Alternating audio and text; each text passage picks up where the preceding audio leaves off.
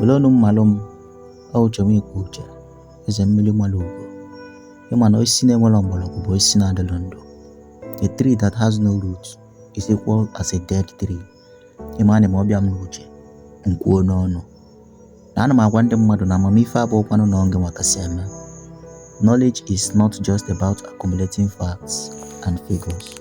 It's about knowing oneself, one's true nature, and one's connection to the divine. Ignorance, on the other hand, is the lack of this knowledge.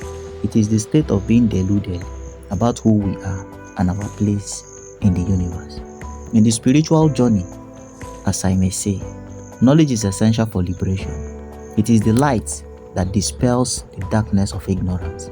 It is the key that opens the door to freedom. However, knowledge is not enough. It must be accompanied by wisdom.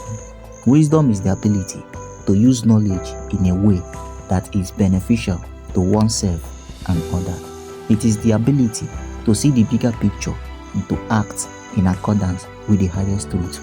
Now, as I may say, when knowledge and wisdom are combined, they can lead to a profound transformation of consciousness. Yes, this transformation is the goal of the spiritual journey. It is the path to enlightenment. Knowledge is the beginning of the spiritual journey, but it's not the end. Ignorance is the obstacle that must be overcome on the path to liberation. Just like I said before, wisdom is the ability to use knowledge in a way that is beneficial to oneself and others. The combination of knowledge and wisdom leads to a profound transformation of consciousness. Now, as I may say, the conflict is not between good and evil, but between knowledge and ignorance.